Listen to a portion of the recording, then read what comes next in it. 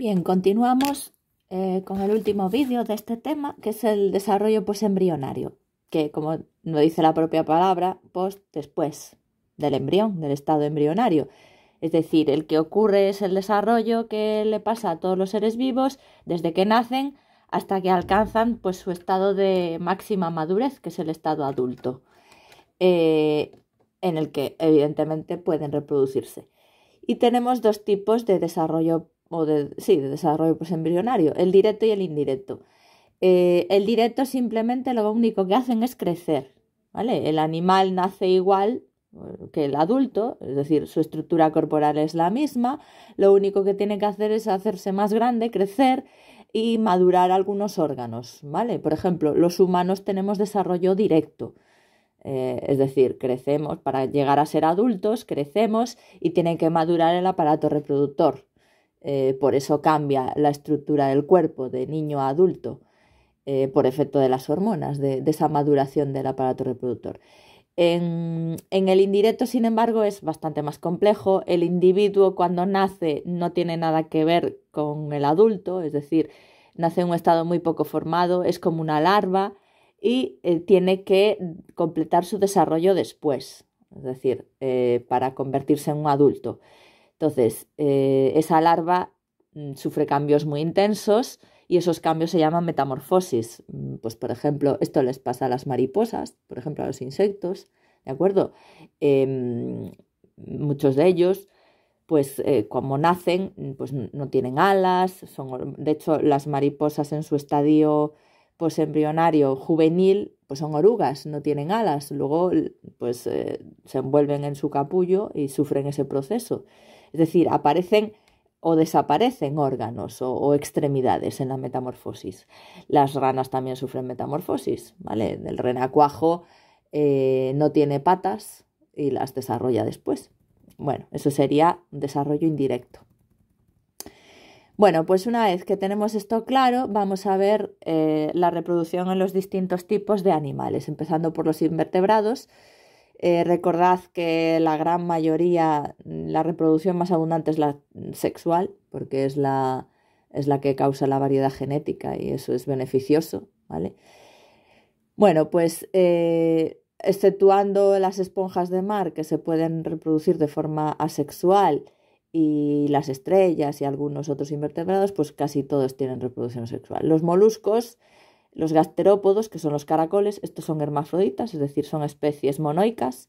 Cada individuo tiene ovario y testículo, pero no se autofecundan, ¿vale? No porque es que entonces no habría tanta variedad genética, ¿vale? Lo ideal es la fecundación cruzada, es decir, dos caracoles se enganchan y se intercambian gametos, pues uno le pasa al otro los espermatozoides y recibe del otro los óvulos, ¿vale?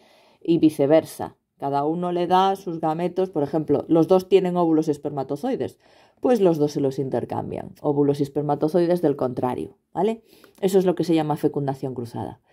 Su desarrollo es directo en las especies terrestres o indirecto en las especies acuáticas, ¿vale?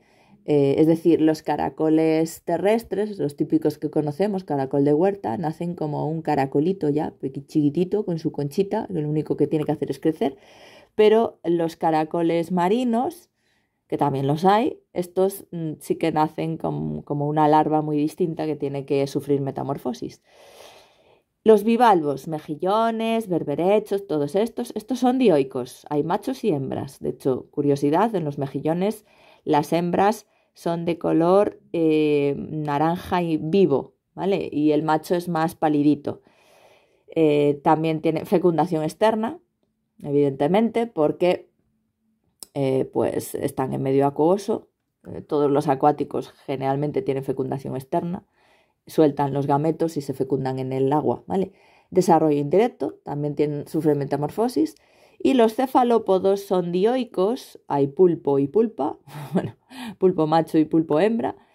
Hay fecundación interna, se transfieren los espermatozoides a un saco dentro de la hembra. Y el desarrollo es directo. Los pulpos nacen como pulpitos chiquititos y solo tienen que crecer. Os he puesto en el aula virtual vídeos de cómo nacen los pulpos. Tiene una reproducción bastante interesante, ¿vale? Por si queréis verlo.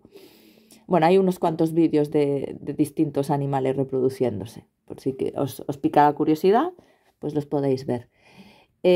Anélidos, lombrices, todos estos. Los terrestres, las lombrices de tierra, son hermafroditas, ¿vale? Fecundación cruzada, lo mismo que los caracoles. Se enganchan dos lombrices y se intercambian gametos.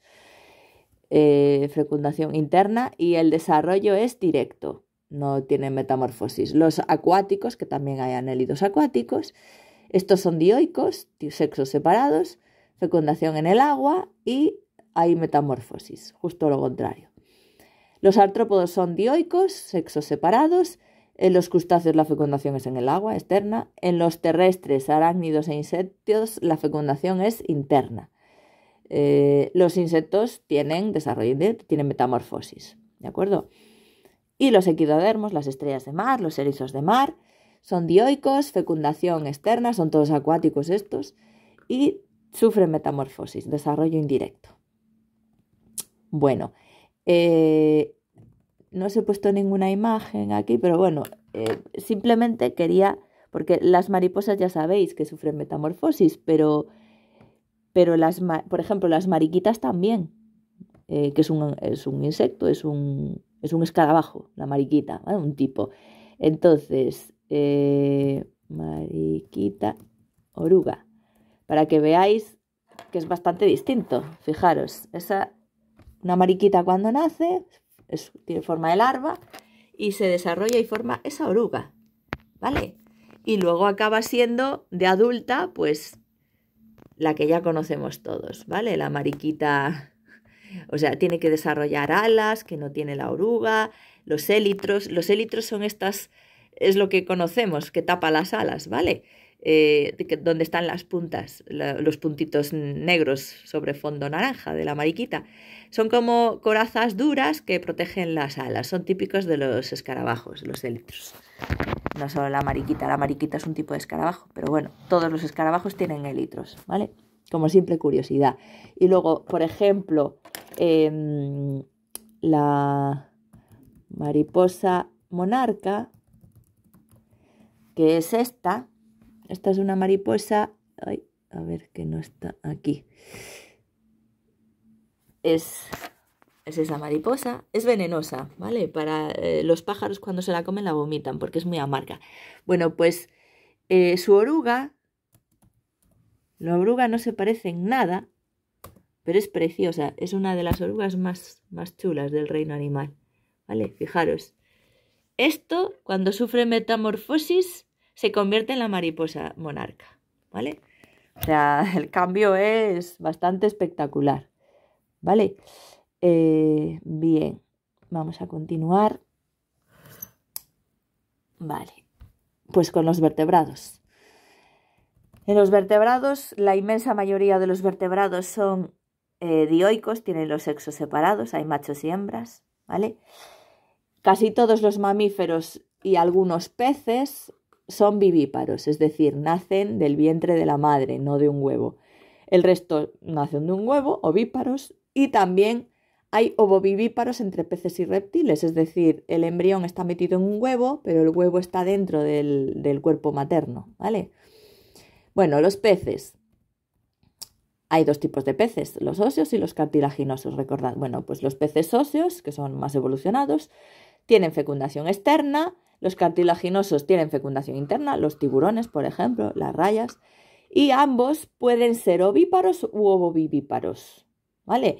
Abundan más los ovíparos, pero entre los cartilaginosos hay unos cuantos ovovivíparos. Los tiburones son ovovivíparos, ¿vale? De hecho, el huevo no es un huevo exactamente lo que alberga, se le llama huevo, pero de tiburón. Se le llama huevo, pero no es un huevo, es como una bolsita, ¿vale?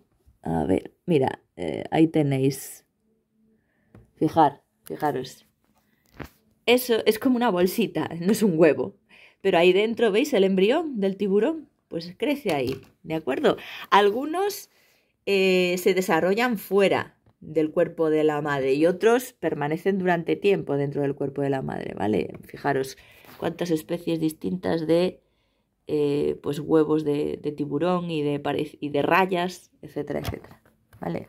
Bueno, es bastante peculiar. Se le llama, espera, no se le llama exactamente huevo al tiburón. Se llama, porque claro, el huevo es el huevo de las aves y de los reptiles. Es el huevo propiamente dicho, pero se llama bolsos de sirena. Bueno, pues nada. Bolsos de sirena, cápsula de forma alargada. Yo creo que, a ver. Pues sí, bolsos de sirena.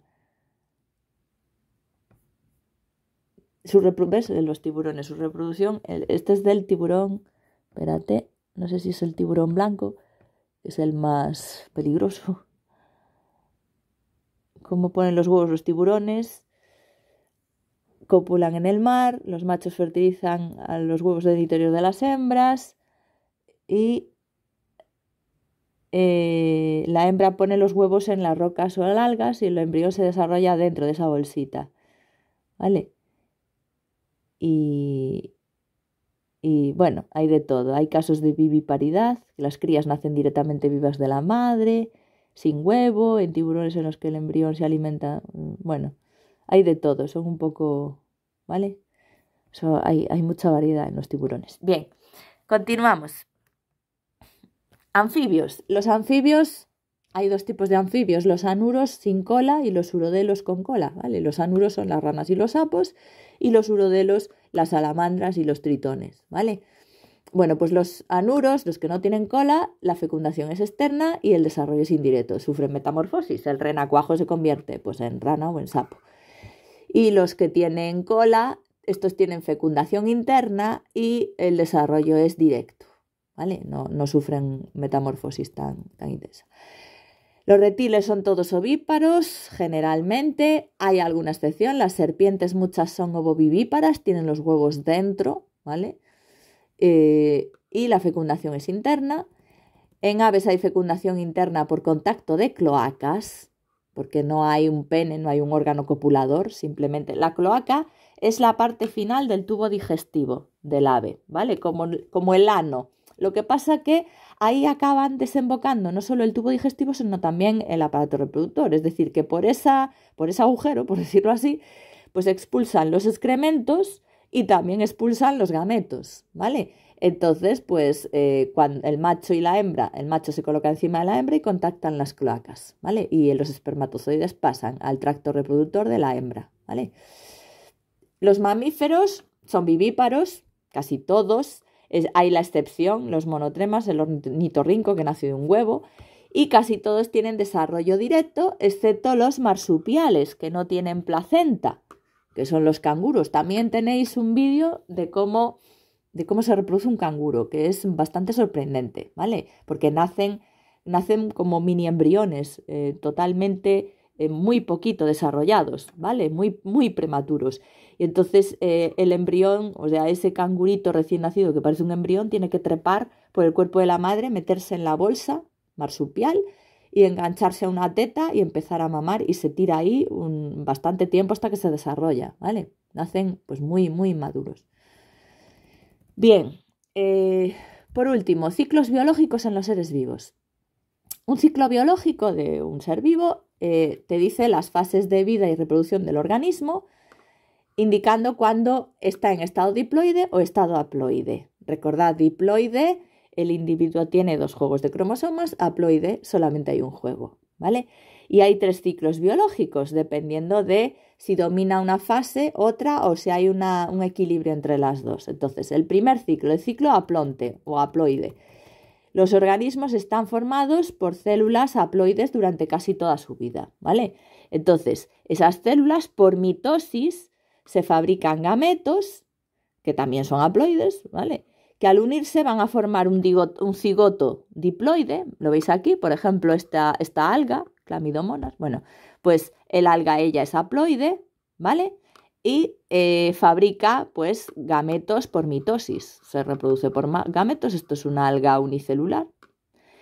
Y cuando se unen dos, se forma, ahí está, fecundación, se forma un cigoto diploide, porque hay dos packs de cromosomas, el de esta y el de esta, ¿vale? Este es diploide.